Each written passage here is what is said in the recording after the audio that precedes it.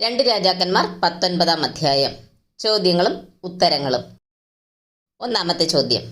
രബ്ശാക്കേയുടെ വാക്കുകേട്ട ഹിസ്കിയാവ് എല്യാക്കീമിനെയും ശെബ്നയെയും പുരോഹിതന്മാരുടെ മൂപ്പന്മാരെയും രട്ടുടുത്തവരായി അയച്ചതെവിടേക്കാണ്? ഉത്തരം ആമോസിന്റെ മകനായ യെശയ്യാ പ്രവാചകന്റെ അടുക്കൽ. രണ്ടാമത്തെ ചോദ്യം. ഹിസ്കിയാവ് ഇപ്രകാരം പറയുന്നു: ഇത് കഷ്ടവും ശാസനയും നിന്ദയുമുള്ള ദിവസമത്രേ. കുഞ്ഞുങ്ങൾ ജനിപ്പാറായിരിക്കുന്നു, പ്രസവിപ്പാനോ ശക്തിയില്ല. ആര് ആരോട് പറഞ്ഞു? ഉത്തരം എല്യാക്കീമും ശെബ്നയും പുരോഹിതന്മാരുടെ മൂപ്പന്മാരും യെശയ്യാ പ്രവാചകനോട്. മൂന്നാമത്തെ ചോദ്യം. രബ്ശാക്കെ മടങ്ങിച്ചെന്നപ്പോൾ അശ്ശൂർ രാജാവ് ആരുടെ നേരെ യുദ്ധം ചെയ്യുന്നതാണ് കണ്ടത്? ഉത്തരം ലിബ്നയുടെ. നാലാമത്തെ ചോദ്യം. തിർഹാക്ക എവിടത്തെ രാജാവായിരുന്നു? ഉത്തരം കൂശ്. അഞ്ചാമത്തെ ചോദ്യം. തനിക്ക് കിട്ടിയ എഴുത്തുമായി യഹോവയുടെ ആലയത്തിൽ ചെന്ന് യഹോവയുടെ സന്നിധിയിൽ വിടർത്തിയവൻ ആര്? ഉത്തരം ഹിസ്കിയാവ്. ആറാമത്തെ ചോദ്യം.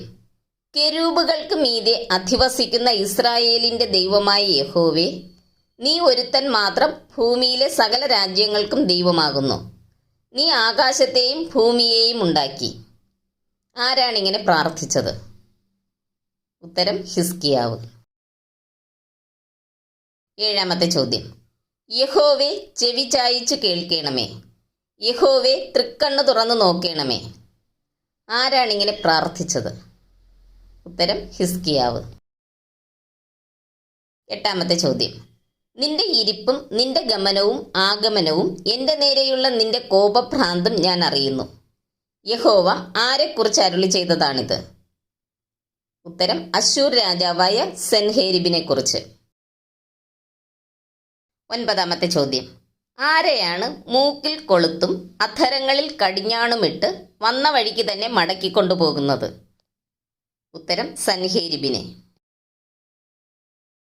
പത്താമത്തെ ചോദ്യം. ഒന്നാം ആണ്ടിൽ പടുവിത്ത് വിളയുന്നതും രണ്ടാം ആണ്ടിൽ താനെ കിളിർത്തു വിളയുന്നതും തിന്നുന്നവർ മൂന്നാം ആണ്ടിൽ തിന്നുന്നത് എന്ത്? ഉത്തരം മുന്തിരിത്തോട്ടമുണ്ടാക്കി അവയുടെ പഴം. 11ാമത്തെ ചോദ്യം.